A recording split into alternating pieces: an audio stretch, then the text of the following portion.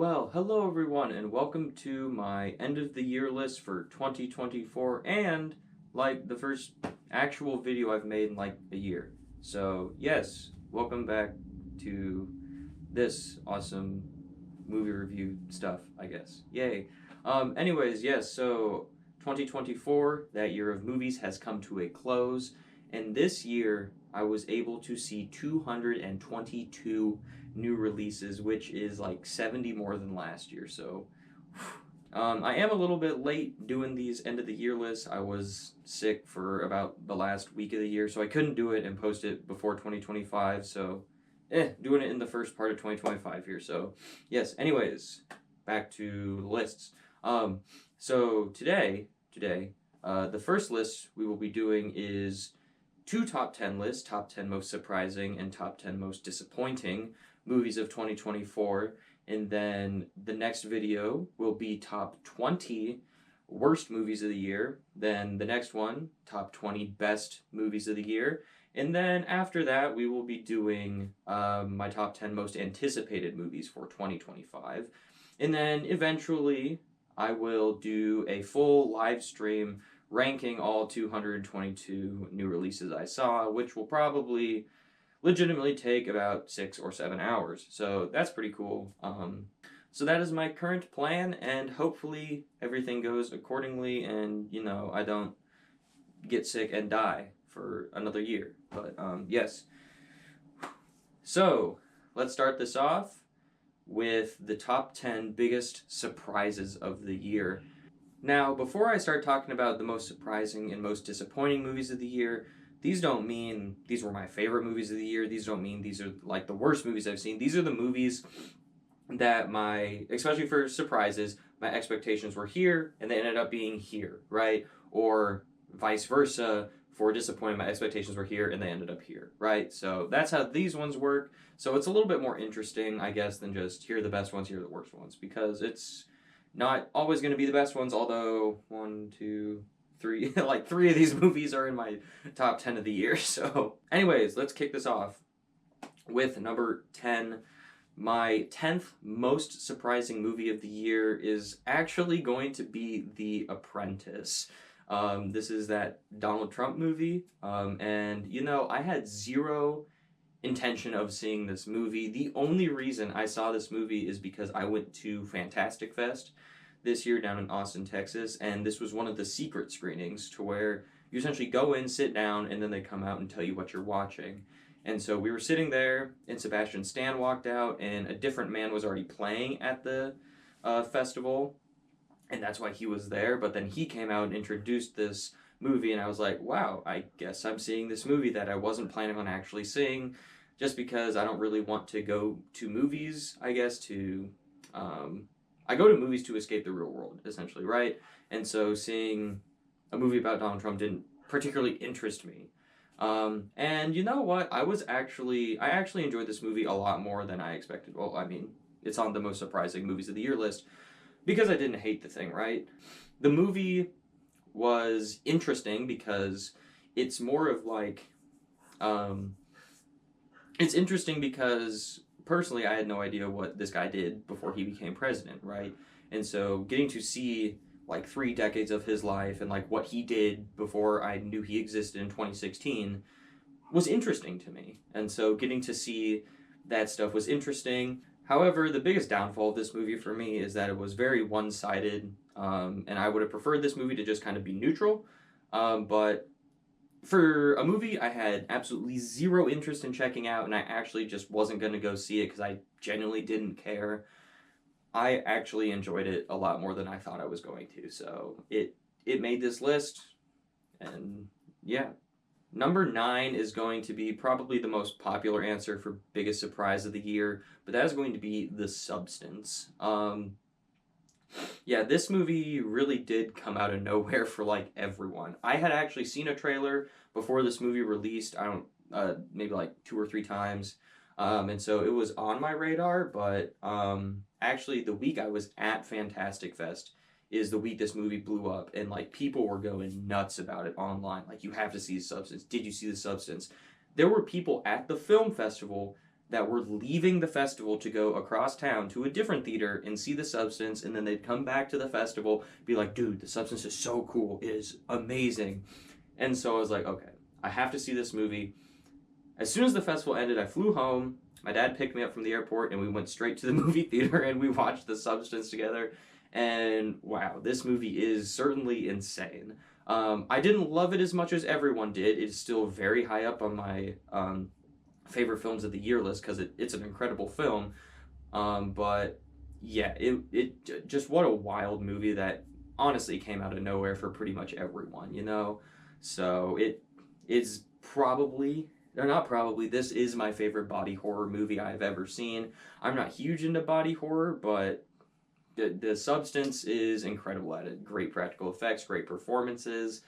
It's might even get considered for awards stuff like Oscar worthy. So that's pretty freaking cool.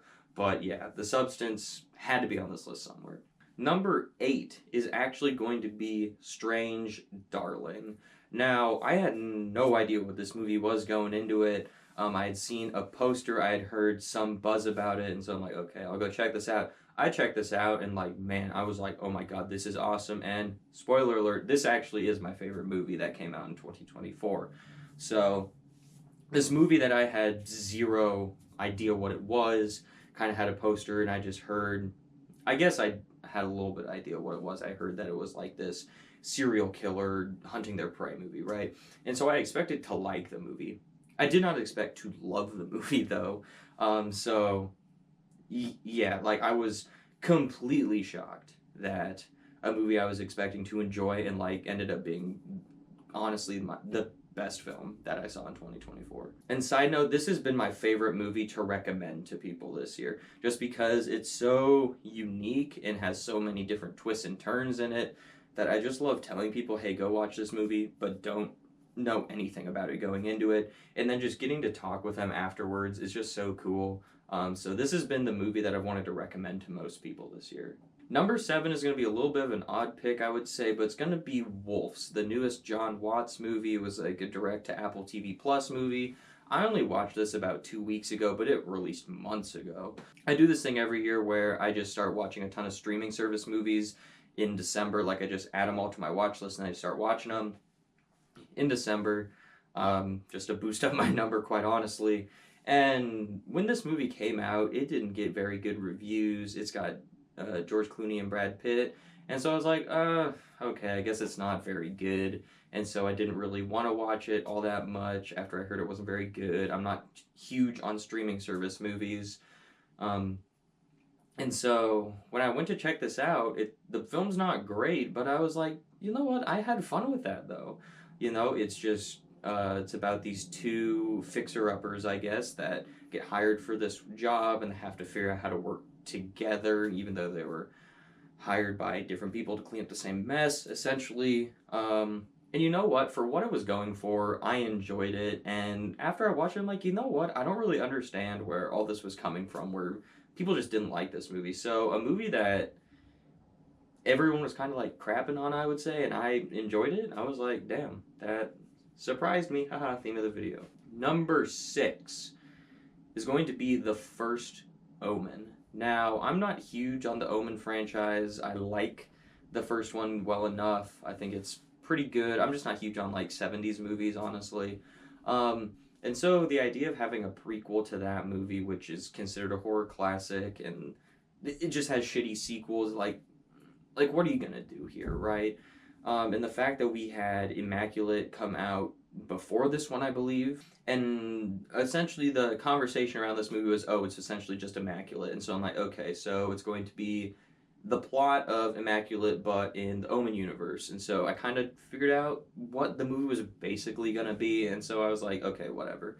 I'll go see this thing, wasn't expecting a whole lot, and you know what? It was actually pretty damn good.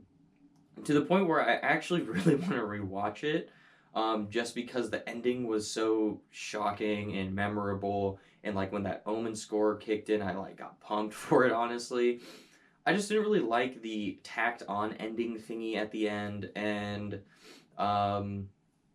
yeah, otherwise it was a pretty damn good movie for what it was going for. So First Omen, definitely surprise. I feel like I say that after every single one of these. Like, oh my god, that's such a cool statement to say, but now it just sounds dumb. Number 5 is going to be Anora. This is another movie I saw at Fantastic Fest, and then I actually saw it again in theaters because I enjoyed it so much. I expected to like this movie. I like Mikey Madison, everything I've seen her in, I really enjoyed. And so I I just kind of thought this was going to be like an interesting drama, right? That was definitely going for some awards season buzz and nominations and stuff. And so I expected to like this movie. I did not expect to love this movie on the level that I did. This is in contending. I don't know. It's a contender for funniest movie I've seen all year. I laughed my ass off both times I saw this. Like, there is a scene towards the middle of the movie where these people arrive to a house, and just all the shenanigans that go down around that. It is the funniest thing I have seen all year. Like, that scene, probably 20-minute scene there, funniest shit I've seen all year. 100%. So this is a movie I just had so much more fun with it than I expected, right? Like, it starts off as one thing, then it switches to another, and both halves are very interesting, both halves are very good, and this movie definitely deserves all, like, the award season's buzz that it's getting, because it's definitely one of the best movies I saw last year. Number 4 is going to be Transformers 1. The trailers for this movie absolutely made this movie look like dog shit, made it look like it wasn't going to be for anyone over the age of 5. I just thought it was going to be this weird animated Transformers thing, right? And so I had, like, no interest in seeing this. I think it released before I went to Fantastic Fest. I came back from Fantastic Fest, went and saw some other stuff first, like The Substance. I think I even went and saw Megalopolis before this, which, woo, this is way better than Megalopolis. But I went to go see this, and I was like, okay, I'm probably not going to enjoy this. And damn, this might be the best Transformers movie, honestly. It's just such an awesome story, of the origins of Optimus Prime and Megatron. So that's pretty cool. I'm also just not huge into Transformers. I mean, I can get some fun entertainment out of all the Michael Bay movies, but the really the only Transformers movie I love is Bumblebee, and so I'm just not huge into Transformers.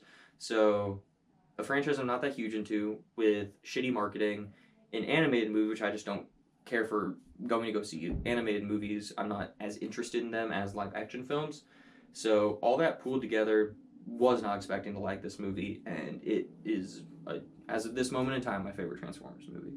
Number 3 is going to be the best Christmas pageant ever. I had never seen a trailer for this. I had just seen a poster for it, and reading the synopsis to it just sounded such like a cliche Christmas movie that I just wasn't going to care for. And I would watch and be like, okay, this is just pretty hokey and not necessarily my thing, not made for me.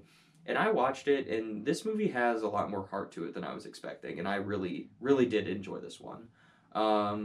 You have Judy Greer, who takes over for this Christmas pageant, directing it, and then this group of, like, outcast kids come in and want to be in the Christmas pageant, but then it all starts going wrong, and they have to find a way to make it all work.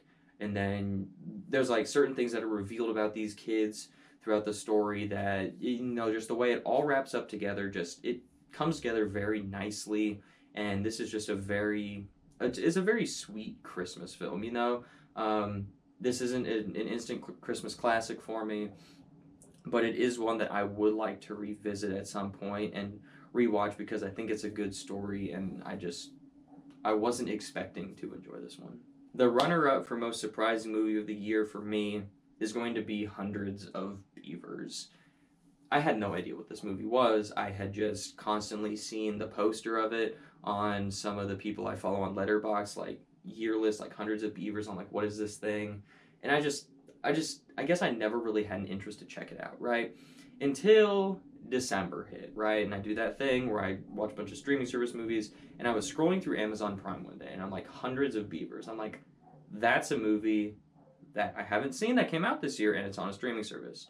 So, you know what? Let's watch this thing.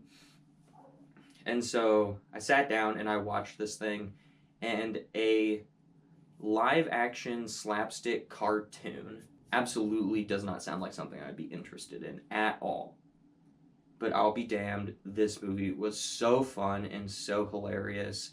And the live action cartoon, you know, where it's very obviously a ton of stuff is green screen, stuff is sped up, and all this stuff, it's just, it all fits the tone of the movie, this very goofy, cheesy movie where logic is out the window and stuff. It's just, you know, it worked for me, and I'll be damned, I watched this a second time.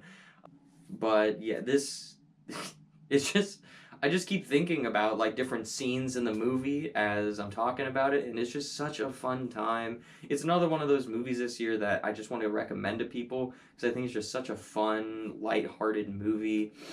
I'm honestly very happy that I decided to watch this film because it did make my top 20 of the year. Spoiler alert, it did make my top 20 of the year, and it was just such a fun little movie to watch.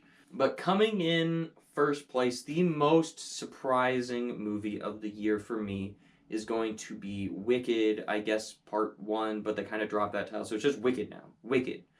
I had absolutely zero interest in this movie. I couldn't care less. Legitimately couldn't care less. I'm not a musicals guy.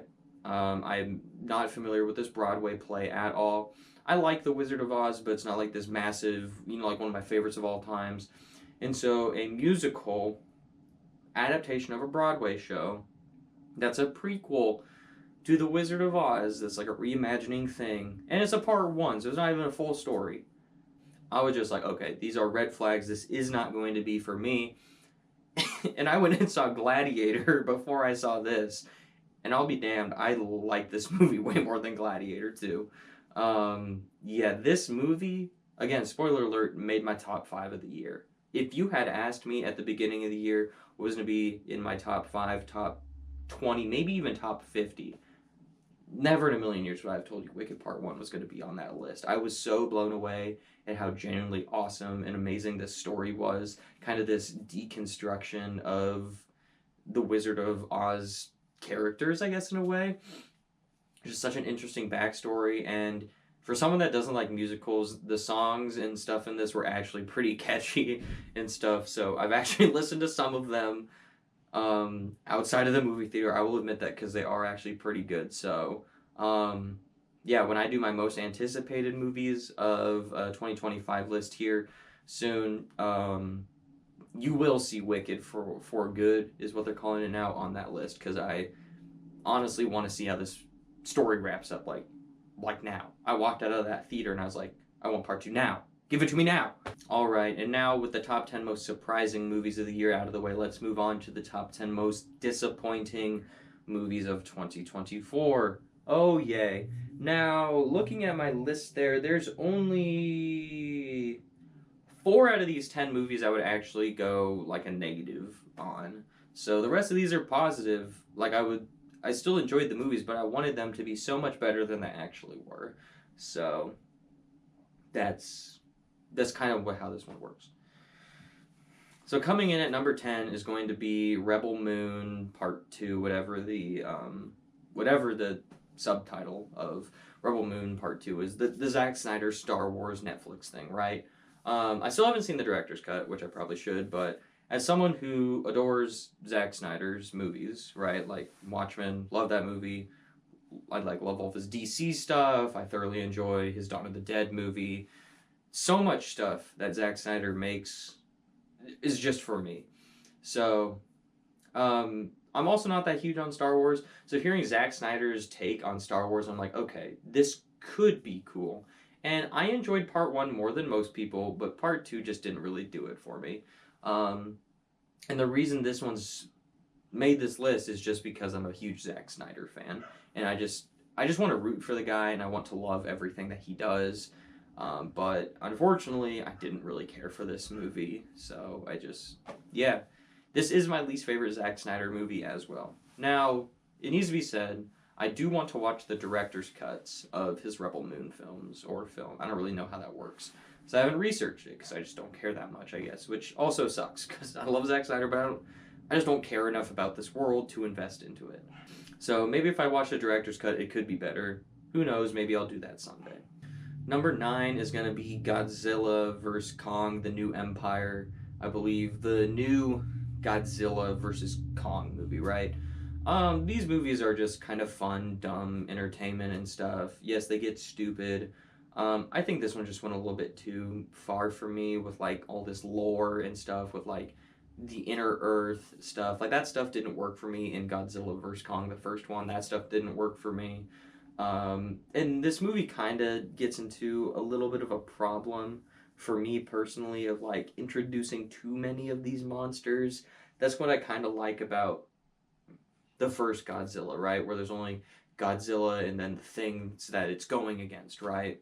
The longer this franchise goes on, the more extravagant the monsters get and stuff. And that sort of stuff bothers me. I also don't really give a shit about what's happening with these humans. I go to these movies to see these giant kaijus beat the shit out of each other, right? So the final fight is cool, albeit very short. I would have wanted that to be longer. Like, there's cool moments in here, but it is surrounded by all this stuff I don't care about, right? To where I'm watching it and I just actively just want to see the monsters punch each other, and I don't really care about what's happening in the rest of the film. So it's okay, but it's not what I come to these movies for. More so than the Godzilla vs. Kong, the first one, or the first Godzilla, or Godzilla King of the Monsters, right? It's not what I go to these types of movies for, and so I was a little bit disappointed that I didn't enjoy it as much as I wanted to. Number 8 is going to be Stream. Now, I really wanted to love this movie. It's made by the same people that do the Terrifier films, and it had, like, the most stacked horror cast of all time. Like, hell, dude, even Tim Curry came out of retirement to be in this film. Essentially, you just have this family that goes to this hotel that essentially becomes this game where they live stream and people bet on these different killers and who's going to get the most kills, or how long are these people that get trapped in the hotel going to survive against these killers. And it's a very interesting concept. It just went on a little bit too long. The cast just didn't feel like they fit the movie. Felt like they were just there to be there, and I didn't like the way it wrapped up at all. And it just, I don't know. I just wanted it to be better than it was. I still enjoyed the film, but considering my love for the Terrifier franchise and hearing, oh, the same guys are making that, I'm like, this is gonna be awesome, and it was just fine. It was just fine, and I really wanted it to be awesome. Number 7 is going to be the newest M. Night Shyamalan film, Trap. Now, M. Night Shyamalan, no matter what he does, his concepts are always very interesting. This concept about a serial killer going to a concert, but the whole concert is a trap for him so the FBI can catch him. Very interesting. And how's the serial killer going to escape? You know, very interesting, very cool. Could be a very cool movie about like a very tense thriller movie, and that's about 2/3 of the film. The moment they leave the concert, this movie takes a fucking cliff dive, man. Like you just know, please no. Like it to where the movie was like actively insulting my intelligence with all this dumb shit that's happening after the concert, and I shit you not, I was on board first half of this movie of like, okay, this is pretty interesting. It's pretty interesting. What's gonna happen? The moment they leave the concert, I was like, no, absolutely not. So, if this movie had been the same like concept as that first half, and you didn't just leave the concert and all that shit that happened in that third act, this movie might not even be on this list. But I don't know. I really struggled to get through that last third when I watched this of like, oh my god, like what are we doing? Like every single time a decision was made by characters, I'm like, that is absolutely the last thing I wanted to see happen play out in this film. So, M. Night Shyamalan, you never know what you're going to get with this guy. So, Trap, it was either going to be on most surprising or most disappointing, and it made the disappointing one this year, I guess. Number 6 is going to be a Fantastic Fest film, and that's going to be The Rule of Jenny Penn. Now, I'm not sure if this movie actually released yet, because I'm pretty sure I saw it at its world premiere, but essentially you have Jeffrey Rush has like a stroke and then is put in this care home, and is essentially terrorized by John Lithgow with a puppet for a hand, right? And John Lithgow starts killing the patients. That is the pitch that I heard walking into this film, and I'm like, yes, please, I want that now. Like, it just sounded so awesome. Those two going against each other, John Lithgow playing a crazy villainous role. I'm like, that is perfect, right? And I watched the film, and I enjoyed it, but it was a lot more psychological than I was expecting, and it wasn't as intense as I was expecting, right? It's like slow-paced, methodical, and like I said, psychological too. I just wanted, I don't know, I just wanted the film to be like more in your face, more intense, more, I don't know. It just, from the pitch that I heard, then seeing the movie, I was like, that was just fine, you know? So I wanted this movie to be great, this cool little film, and it was just fine. Number 5. Now, before I get into these top 5, I just want to say and point out, 4 out of these top 5 were all in my top 10 most anticipated for the year. And so, wow, I was severely disappointed with some of these movies. And yeah, one of them won't surprise you because it's everyone's number 1. But anyways, number 5 for me is going to be Lord of the Rings: The War of Rohirrim.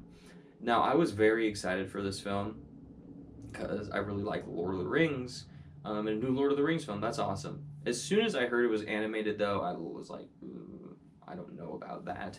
Then the trailer dropped, and I'm like, ooh, I don't really know about that. And then I went and saw it, and I was like, ooh, maybe. So the film is fine as this cool little Lord of the Rings side story, but I would have 100% preferred to see this in live action. It was just okay, you know? Like, I don't have any massive criticisms towards the film, I guess, other than I just would have, I just wanted to see it in live action, and that's what I got excited for. And so I just, nothing against the animation style or whatever, because it's very well done. I just really wanted to see this movie in live action because that's just what I want from that franchise, I guess. So I don't know if that's more of a knock on what my expectation was for the movie or the movie itself. Number 4 is going to be Ghostbusters: Frozen Empire. Now, Ghostbusters Afterlife, probably controversially, is my favorite Ghostbusters film. I absolutely love that movie.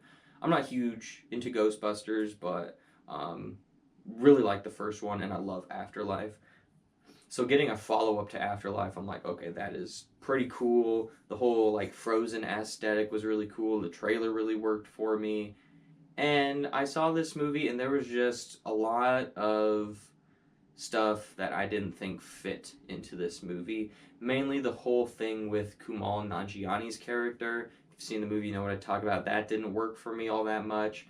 Because for me, Ghostbusters, while being supernatural ghosts and stuff, at the core of it, it's like rooted in science, if that makes sense. And what I mean by that is all the technology they use to capture ghosts and stuff, it's technology they make to do it. It's not because of magical powers and stuff, you know, right? That's the side of the movie that didn't really work for me. And there's also like way too much going on in this movie.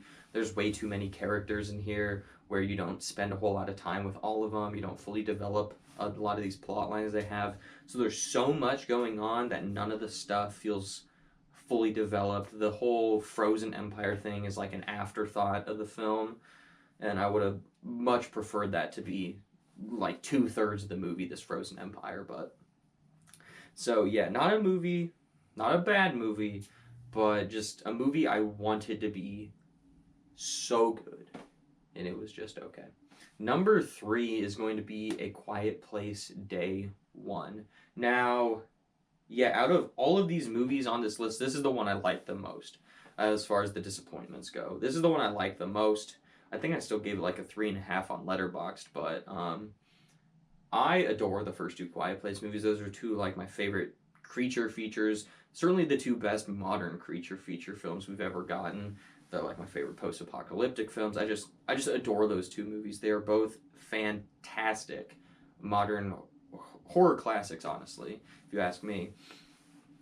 And so, seeing a prequel to how this all was going to start was like such an interesting idea. I'm like, yes, that is a great way to go in this franchise. And I saw the movie, and I still enjoyed it, but I didn't adore it like I really wanted to, right? Because I adore the first two movies, and so I was like, okay, I really want to adore this one as well. I didn't adore this movie, and so I was disappointed because my expectations were so sky high for the film that unless it was this amazing film, I guess it was always destined to fail and be lower than what I expected. So, still really enjoy the movie, but I wanted to adore it. Number 2, and this one breaks my heart, and it's actually a 2-for-1. Watchmen, Chapter 1 and Chapter 2, the new animated Watchmen films that came out this year. My God, what a huge letdown, man. For those of you who don't know, I pretty much credit Watchmen as being my favorite film of all time, the Zack Snyder film. And so I like absolutely adore that movie so much.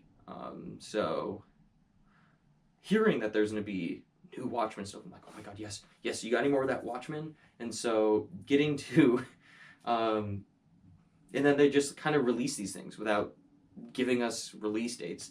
Like I heard rumblings that this was going to happen, and then I just looked and I'm like, oh shit, this is released.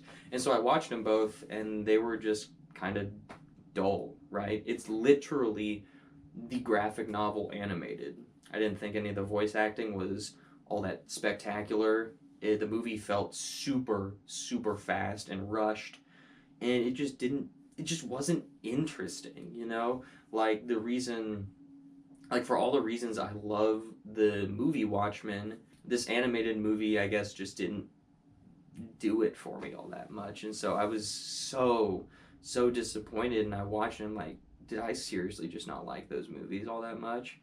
And I was just, I don't know what to say, honestly. It's just so disappointing to watch those movies and not be, like, in love with them, just because I love Watchmen so much. So it really sucks.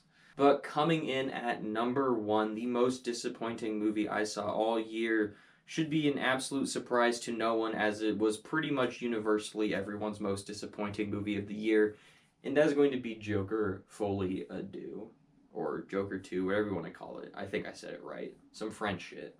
I think it's French, right? We'll say it's French. My God, what an infuriating film, honestly. Yeah, I don't know what to say. I went and saw this with my mom, and we walked out of it and we're like, what the hell did we just watch? I didn't like that at all. And it just, man, it so infuriating. The way it ends is infuriating. The way it reframes the first movie is infuriating as shit. Like I said with Wicked, I'm not huge into musicals. This movie doesn't work as a musical for me, like, at all. Like, why does it need to be a musical? Why do we even need a sequel to that first movie? Even though I was very curious what you're going to do to a sequel to follow it up, I was very intrigued by it and very excited for it. And then we get this movie and it just shits on the whole first one. So, yeah, this movie, didn't enjoy it at all. I think I rated it like 2.5 stars when I first saw it on Letterboxd, and I dropped it to 2 stars, and I like seriously toy with the idea every day of my life of dropping it lower than that, because I feel like 2 stars is pretty forgiving for the film. But man, dude, I did not enjoy this movie. The only reason that it gets like credit is because I think it's a well-made film. I just didn't enjoy it. And so, hey, if you're one of those people out there that genuinely loves this film, hey, good for you. I'm 100% glad it worked for you. It just didn't work for me on like pretty much any level. So yeah, it is an easy pick for me for being my most disappointing movie of 2024. All right, so that does it for this one. Go ahead down below in the comment section. Let me know what some of your most surprising movies of the year were, and what some of your most disappointing movies of the year were. Let me know what you thought of mine, and come back and see my other plethora of 2024 videos here coming very shortly. So, as always, thank you so much for watching, and have a great rest of your day.